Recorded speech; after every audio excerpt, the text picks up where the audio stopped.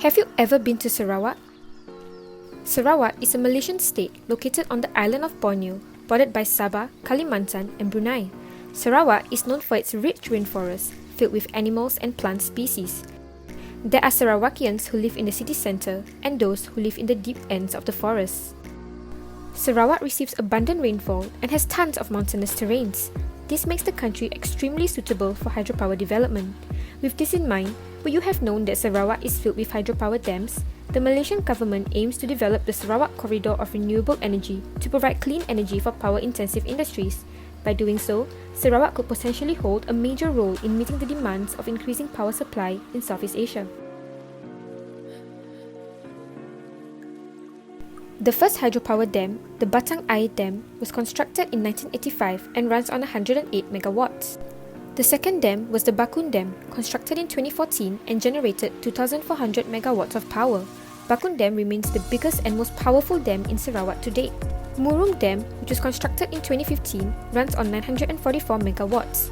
Accompanying this dam was the building of smaller-scale dams, such as the Kalamuku and Kejin dams.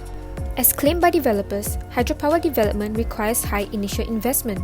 However, producing hydroelectric energy sustains low operating costs, which will attract investors. This makes hydropower development in the developing nation extremely worthwhile. The hydropower project coincided with Malaysia's need to modernize.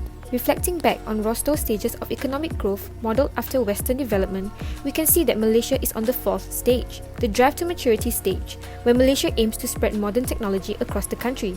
Hydropower development was also part of Malaysia's sustainability aims, where unlike fossil fuels, hydropower is a renewable energy source as water will never run out unless it stops flowing. It also does not emit greenhouse gases that contribute to climate change.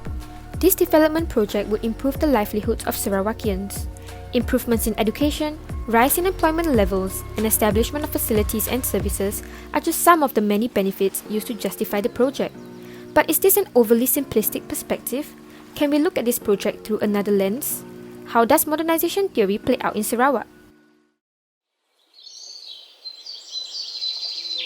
Political ecology is succinctly described as an approach whereby analysis of nature-society relations includes a focus on power relations, highlighting the role of political-economic processes in shaping our understanding of the environment.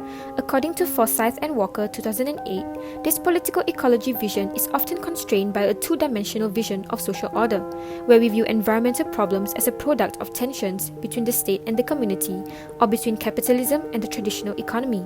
However, this video shows how hydropower development concerns complex issues that go beyond a simple this versus that dichotomy.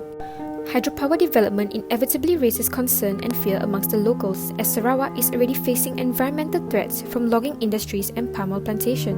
Sarawak's megadam projects, such as the Bakun and Murum dams, remove thousands of hectares of forest and displace many indigenous people. They eventually formed the Safe Rivers Group, headed by Philip Chow, but their protests managed to delay the construction of the Baram Dam in 2016. So, is modernization good or bad?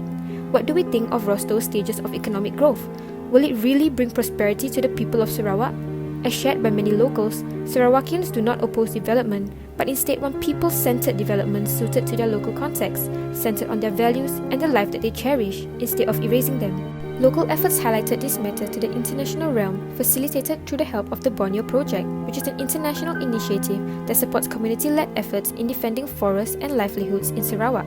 Paralegal education and mobile legal aid clinics were provided for indigenous people, and over 500,000 grants were given from international sources. These funds help locals in reforestation, territory demarcation, indigenous education, and many other village projects. There are different perspectives we can take when examining hydropower development, which cannot be fully summarized in the span of this video. For instance, apart from governments, locals, and international stakeholders, global actors such as China play a key role in this issue. China is a rising power and one of the leaders in hydropower development in Southeast Asia. Their influence in the region is another area of concern that can be discussed beyond this video. Dams have already been developed and environments have already been degraded. We cannot turn back time.